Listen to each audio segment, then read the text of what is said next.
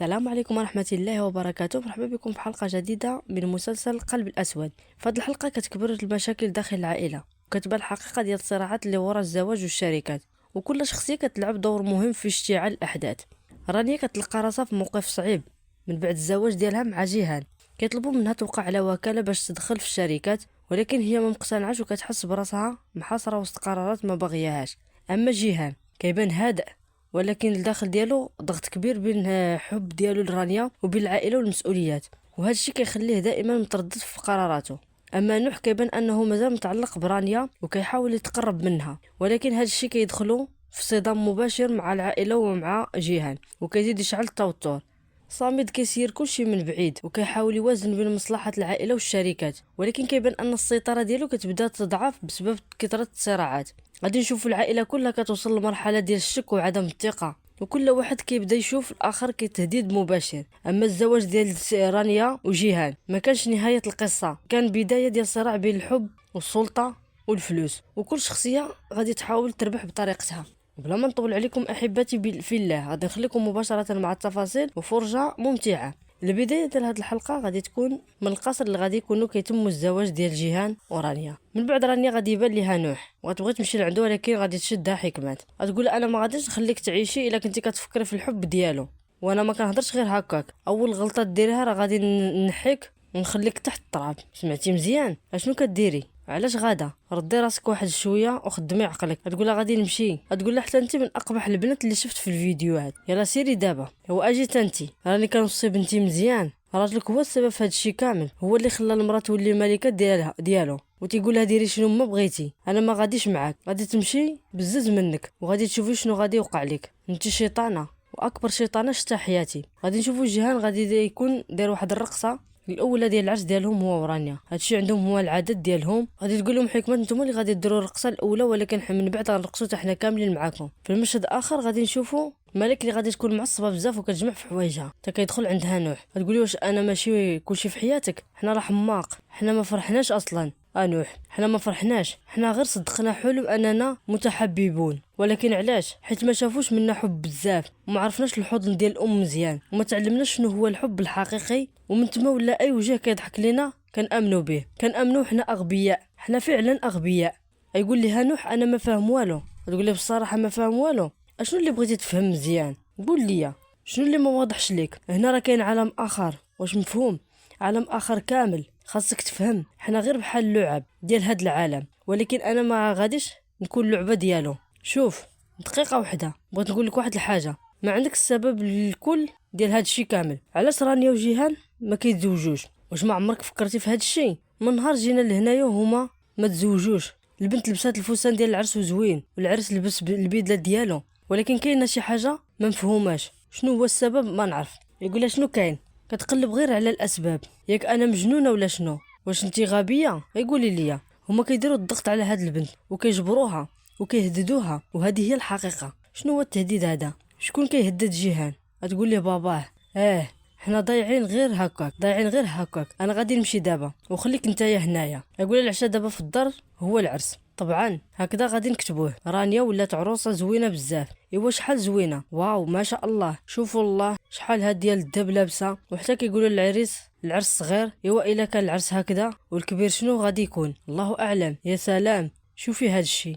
تقول لها حنان هاد البنت ملي كتشوفي، تقول لها انا كنت كنشوف في اسعد. تقول انت كتراقبي اسعد، شوفي الله يرضي عليك. تقول لها كيفاش لاصقين مع بعضياتهم في النهايه اختي؟ تقول انا فرحانه بزاف، وبصراحه فرحانه ليهم، الله يسعدهم ان شاء الله. تقول لها غير بغيت نقول لك واحد الحاجه، كان خاصك ديري شي حاجه في يد ديال رانيا، بحال كيس ديال الحرير ولا شي حاجه يتحط فيه الذهب ديالها، حيت شويه باين بحال الناس اللي جايين من جديد النعمه. واش انت كتحلمي ليا يا نهاد؟ تقول لها لا. تقول لها واش انت جيتي من الحي شعبي وكيفاش تربيتي تمايا؟ تقول لها ما عارفاش، ولكن ما تنساش ان بنتك جات تخدم خدامه في دارنا، ومن بعد دارت ليه حيله وتزوجات مع خويا. يعني اللي كيبان عليه ماشي راقي خاصنا نهضروا فيه، وهذا الكلام غريب بزاف. تقول لها هاني هات اختي. تقول لها بلا ما تفسدي عليا الليله ديالتي، وخلي الافكار ديالك عندك. الاحترام كاين، ولكن حتى حد هنا ما كيتجاوز حده. وشوفي هذا المنظر يا ربي. تقول حاضر نور حاضر، غير سكتي ما تبقاش تهضري غير هكاك باش ما نعصبوهاش ونطلعوا ليها الضغط ديالها. غتقول انا غير بغيت يكون كلشي مزيان وهذا هو الشيء الوحيد اللي بغيت. غتقول شنو باقي كتسناي دابا؟ غتقول غادي ندخل ونمشي، راه اصلا غادي ندخلو كاملين، يلا سيري. غتقول ليه انا ما غاديش نبقى هنايا حتى الصباح، يلا سيري سيري دابا بحالك. غتقول لهم واخا انا غادي نمشي. غتقول لهم الله رجلي قال لها ما رجليك، اكيد شي حاجه تشبكات لك فيا يا حكمت. شوفي راه الزواق كلشي مزيان وعمرو المكان. غتقول جدي في الزمان ديالو جاب هاد الشيء من حلب، واللي حداه ابيض راه من العاج، جابهم من اندونيسيا، وهذا ديال تاكاراي، حاجه ثمينه بزاف وخدمه ديال المعدن وزوين بزاف. يعني واش ماشي زوين؟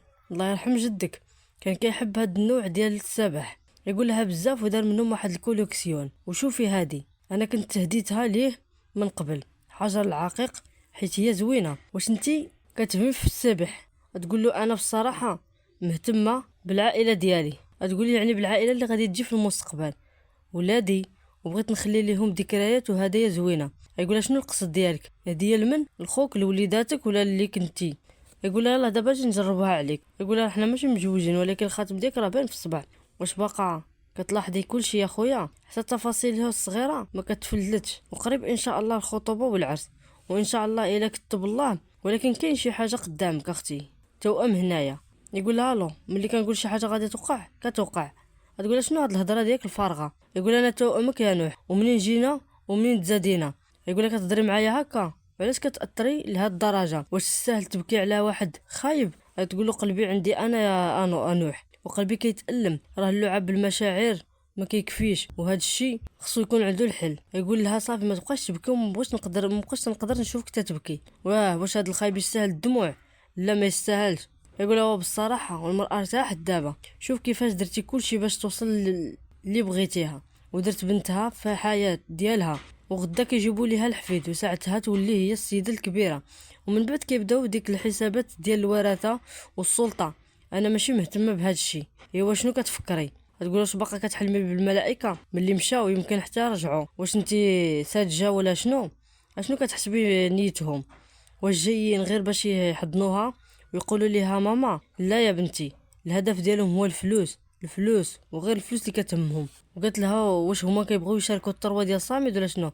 راه كاملين كيدوروا على المصالح، والا كنتي انتي واش غادي تشاركي ولا لا؟ يمكن حتى باباك ما خاصوش يدخل في الثروه ديال صامد، وكل واحد يشوف راسو. صامد غادي ياخذ الاحتياطات ديالو، ما تخافيش.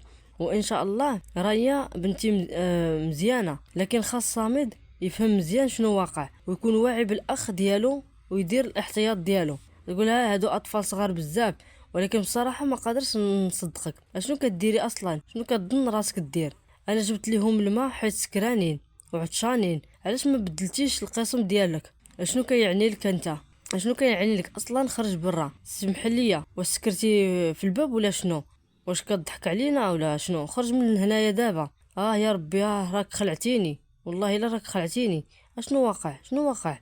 هاي تقولي لا خرج وما تلصقش، خرج كنقول لك خرج. وحتى الا ما وقعش دابا غادي توقع شي حاجه. تقولي واش النار والبرد كيجيو مع بعضهم؟ يقول لك كيفاش؟ شنو كتعني بهاد الهضره؟ هو انت الراجل ما غاديش تفهم هاد الامور مزيان. راني راه عشيقه ديال يوفا، هي راه عشيقه ديال يوفا، وراه انا غادي نقتلو وما غاديش تلقاي حتى القبر الا بغيتي. هددتو باش يجلس في الطابالو ديال الإلكان. واش فهمتي؟ اشنو غادي يوقع الا ما بقياش مع بعضياتهم؟ داك نوح شم الريحه ديال الفلوس ديالك، واش غادي يخلي البنت دابا؟ وحتى جيهان راه حتى هو كيبغي مالك. وشنو غادي يدير هاد الشيء كامل؟ هاد جيهان طيب بزاف بحال الحلوه وكيتبع اللي قدامه. سمعني، خاصك تطرد هاد التوأم دابا وفورا. فهمتي؟ البارح في الليل زوجنا رانيا مع جيهان، وانت عارف هاد الشيء. يقول مبروك عليكم. مبروك رانيا وشكرا، تشرفت بمعرفتك. يقول دابا رانياش السيد نوطير غادي ياخذ منك الوكاله. تقولي وكاله ديالاش؟ حيت دابا ولاتي محظوظه، ولات شريكه في الشركات. اما انا ما بغيتش نكون شريكه في الشركات، راه هذه خدمه طويله. يعني بما انك ولاتي الزوجه ديال جيهان غادي تاخدي نصيب من الشركه ديالك. ودابا لا عطيتي وكاله السيد كينان، هو غادي يعطيها للسيد إلهان، وغادي يسير الامور النيابه علينا. غتقولي شوف السيد إلهان عنده الوكاله ديالنا كاملين وكيحل كلشي، وحنا ما كنجريوش وراه، هو اللي كيدير كلشي. ولكن الا بغيتي انت ديري الامور براسك تقدري ما تعطيش الوكاله. يقول لي طبعا ماشي اجباري، هذا اخر حاجه كنتمناها ليك ديريها. دابا عطينا غير الوكاله للسيد نورتير، راه حتى هو راه عيال بزاف وعنده الخدمه ديالو، غير ديري امضاء هنا. تقول لي تفضلي ديري هنايا وقرايها مزيان. من بعد غيبينوا لنا سيد جيهان اللي غادي يكون خارج من القصر، غيتعرض للشيفور ديالو، غيقول له صباح الخير، صباح النور، مبروك عليكم. يقول له تحت الامر ديالك، ايوا شنو بغيتي؟ يقول لي بلا ما تهضر بزاف وتقلقني، وإلا غادي نضربك في الاخر. لا انا ما قلت والو. يقول لي دابا سير خدم خدمتك وسكت. يقول لي سي جيهان حيت اول نهار ديال العرس ديالك، يقول لي راه قلت لك سير لخدمتك، الوكاله العامه راه هذه هي الخدمه ديالها، هنا نكتب هاد الشيء، وعاودي صيبيها شويه وزيد هنا كذلك. تقول لي بركه راه كافي هاد الشيء. تقول لي شكرا لكم، الله يجازيكم بالخير، مبروك عليكم. غتقول لهم شكرا بزاف، واش كاين شي امر اخر اصامد به؟ يقول لي لا اكينان، شكرا بزاف وسمح لينا على التعب اللي عطيناك. بصراحه كنت خايف يجي شي تحقيق، وبصراحه هاد الوكاله علاش دارت هكذا، خليها محدوده شويه، حسيت راسي غادي نموت من التوتر. يقول لي لا كلشي داز كما بغينا صامد به. يقول له راه كنت خايف بزاف، ولكن شكرا لك انت اللي وقفتي معايا، ولكن بصراحه ما كنعرفوش شحال باقي من الوقت عندنا. يعني جلال حتى اكثر من هكا قدرت دير. اشنو هاد الشيء؟ كلشي لاصق في كلشي، واحد شد في جيهان وواحد شد في رانيا، ماشي معقول. غتقول صحيح نيتهم خايبه، بغاو يدخلوا للعائله وهذا هو الهدف ديالهم. وشنو غادي يوقع؟ واش غير الزواج كافي؟ لا ما غاديش يكفي، راه لاصقين، وخصوصا نوح ما غاديش يخلي رانيا، ما غاديش يخليها في حالها. نوح ما غاديش يتركها، وفين ما مشات غتهرب يهرب معاها. وهاد نوح شكون هو اصلا؟ راه غير رصاصه وحده راه كافيه، غادي نخليه طايح في الارض ونصفيها له.